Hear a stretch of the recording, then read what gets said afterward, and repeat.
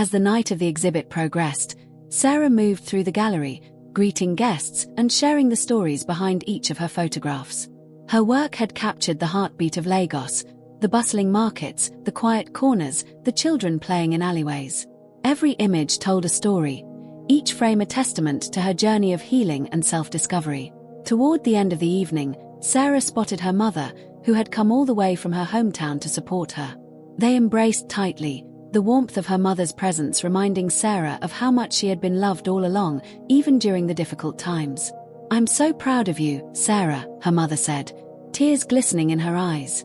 "You've turned your pain into something beautiful." Hearing those words, Sarah felt a lump rise in her throat. "Thank you, Mama," she whispered, her voice thick with emotion. "I couldn't have done it without you." As she looked around, Sarah realized just how much her life had transformed. She had lost so much, yet gained even more, a sense of purpose, a newfound community, and a love that was built on honesty and understanding. It was a love that didn't demand or suffocate but allowed her to breathe and grow. Later, as the gallery began to empty, David approached her, his gaze filled with pride. "You did it, Sarah. Your work is amazing, and everyone here tonight saw that." She smiled, feeling a warmth in his words that went beyond admiration. He saw her for who she was, scars and all, and still chose to stand by her. Taking his hand, she felt a sense of peace she hadn't known was possible. They left the gallery together, walking into the cool Lagos night. The city's lights sparkled around them, and Sarah found herself laughing, a genuine, free laugh that felt like the final release of all her heartache. They strolled along the quiet streets, their conversation flowing as easily as it always did. But tonight felt different. There was a spark between them, an unspoken connection that had been growing, patiently waiting for both of them to recognize it. Finally, David paused, looking at her with an intensity that made her heart skip a beat. "Sarah, I know this may not be the right time, and I don't want to rush anything, but I want you to know how much I care about you. I'm here, whenever you're ready." His words were gentle, unhurried, giving her the space she needed. Sarah felt her heart swell with gratitude. She had spent so long fearing love, dreading the possibility of betrayal again, but David had shown her that love could be a place of safety, not a battlefield. Taking a deep breath, she met his gaze. "Thank you, David. I care about you too. I don't know where this will go, but I'm willing to find out, slowly, one step at a time." David smiled, his eyes softening. "That's all I could ask for." They continued walking, side by side, wrapped in a quiet understanding that words couldn't fully express. For the first time in a long time, Sarah felt the future open before her, filled with promise and possibility. But just as they reached her apartment building, a figure stepped out from the shadows, a familiar silhouette that made her blood run cold. It was Frank. His face was hidden under the streetlight's dim glow, but she could feel the tension radiating from him. He took a step forward, his eyes fixed on Sarah with a look she couldn't quite read. Was it anger, desperation, or something darker? "Sarah," he said, his voice low and strained, "we need to talk." David instinctively stepped closer to Sarah, his protective presence a silent reassurance. But Sarah held up a hand, signaling to David that she would handle this. She had spent too long running from Frank's shadow. It was time to face him head-on. "What do you want, Frank?" she asked, her voice steady but laced with exhaustion. Frank took a shaky breath, his gaze shifting between her and David, a flicker of jealousy in his eyes. I need to understand. How did you move on so quickly?" Sarah felt a pang of anger and pity. He hadn't come here out of love or regret, he was here because he couldn't stand the idea of her finding happiness without him. "I moved on because I had to, Frank. You left me with no choice," she replied firmly. "I gave you everything, and you took it for granted. Now, I'm building a life of my own, a life where I don't have to settle." Frank's face twisted, his voice rising with a bitterness she hadn't expected.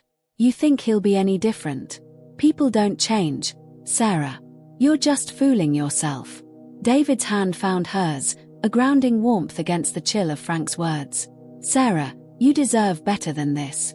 You don't have to listen to him." Frank's gaze hardened, his voice dropping to a venomous whisper.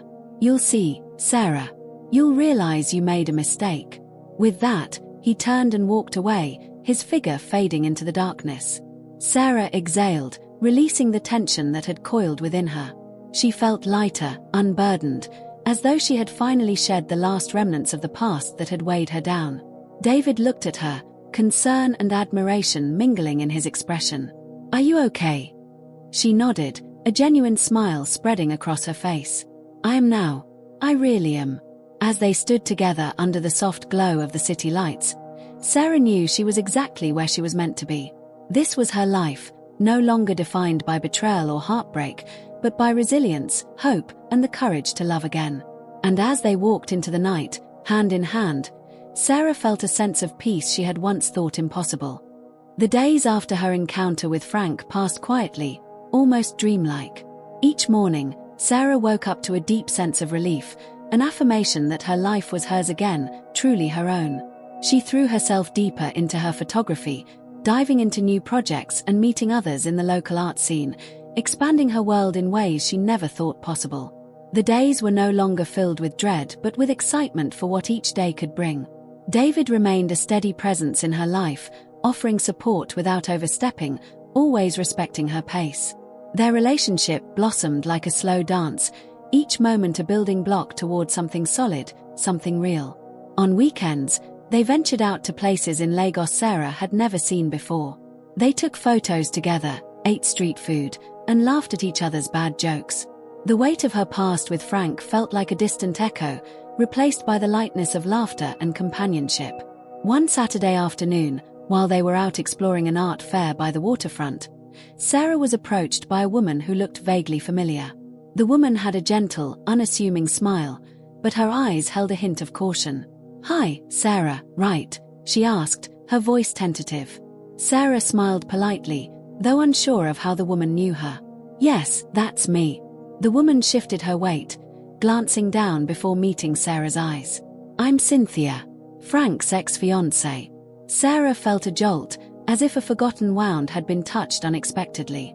She hadn't heard much about Frank's past relationships and had assumed any connections he had before her were long over. But here was a face from his history, standing before her with an expression of unresolved sadness.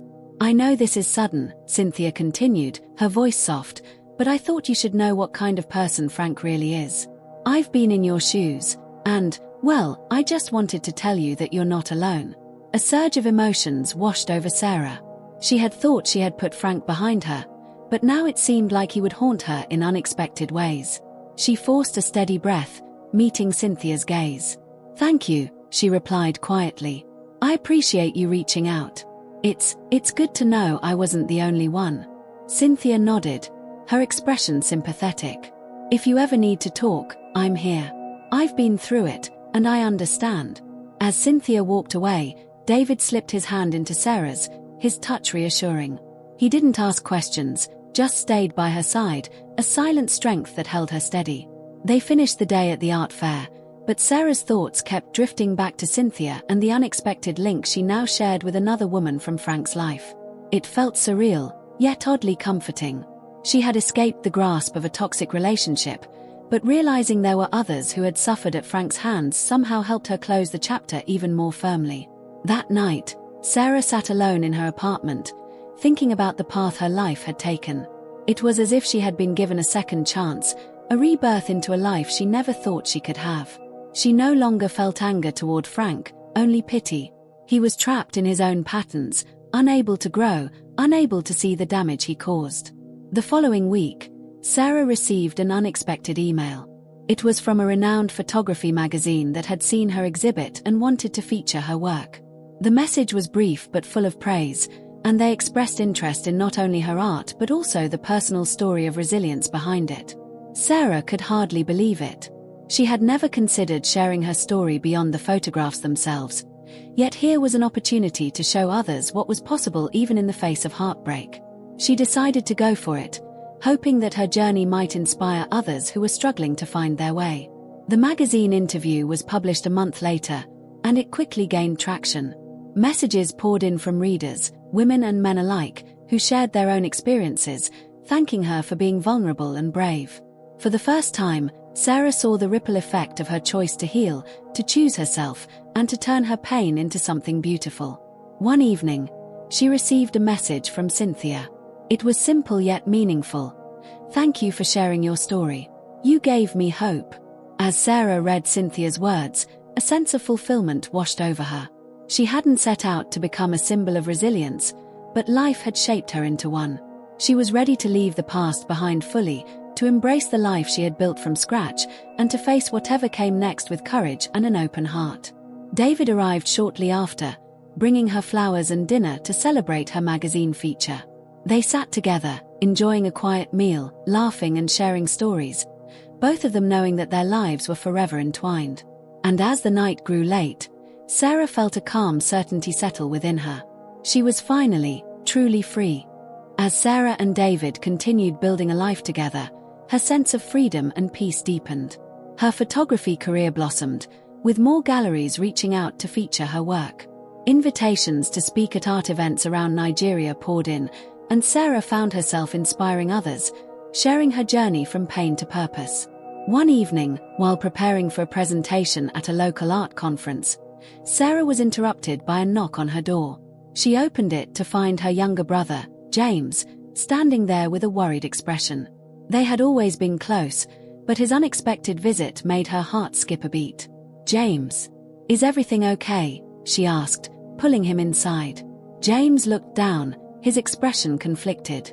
"Sarah, I didn't want to tell you this, but Frank has been reaching out to me. He says he needs to talk to you. He's not doing well." The mention of Frank's name brought a chill over her. She thought she'd left him behind entirely, that she'd finally moved on.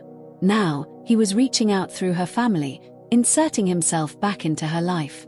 James continued, "He's been calling non-stop, saying he's sorry, that he's changed, and that he just wants a chance to explain himself." Sarah sighed deeply, feeling a weight settle in her chest. She had built a new life, filled with love, purpose, and peace. She didn't owe Frank anything, but a part of her wondered if meeting him one last time might give her the final closure she needed. David, who had been her unwavering support, encouraged her to do whatever felt right for her. A few days later, Sarah agreed to meet Frank in a public cafe.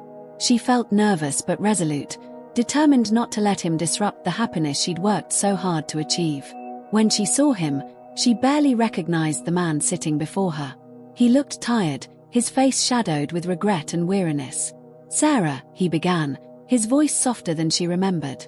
"I know I'm probably the last person you want to see, but I couldn't live with myself without apologizing to you. I've lost so much, and it's because I didn't see what I had when I had you." Sarah listened, her face impassive. She could see he was sincere, but the years of pain he had caused left scars that no apology could erase. "Frank, I appreciate you taking responsibility," she said gently but firmly. "But I've moved on. I've found peace, and I can't allow you to disrupt that." He looked down, swallowing hard. "I understand. I just needed you to know how sorry I am.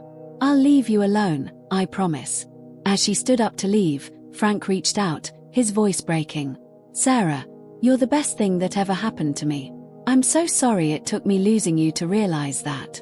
She gave him a small, sad smile. "Take care of yourself, Frank." Walking out of the cafe, Sarah felt a powerful sense of release. For the first time, she knew she was truly free, not just from Frank but from the pain and betrayal he had left behind. She had chosen herself, her happiness, and her future.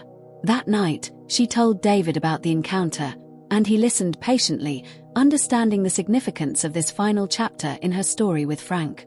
Months passed, and life moved on. Sarah and David grew closer, their bond strengthening with each new experience they shared. They took a trip to a serene beach town, where Sarah captured stunning photos of ocean waves and sunset skies. Her art continued to evolve, reflecting the peace she now felt. Then, one evening under the stars, David took her hand and looked into her eyes with a love that made her heart swell. "Sarah, I want to spend my life with you. You are the most resilient, inspiring woman I've ever known, and I'd be honored if you'd be my wife." Tears filled her eyes as she looked at him, overwhelmed with gratitude for this love that had found her when she thought she could never trust again. "Yes, David. I'd love that more than anything." Their wedding was a small, intimate gathering by the beach, surrounded by friends and family. Sarah wore a simple, elegant dress, her face radiant with joy. As they exchanged vows, she felt a deep sense of wholeness. This was her life, reborn from pain, filled with love and purpose. And as she stood beside the man who cherished her for exactly who she was, she knew that she had finally found her home.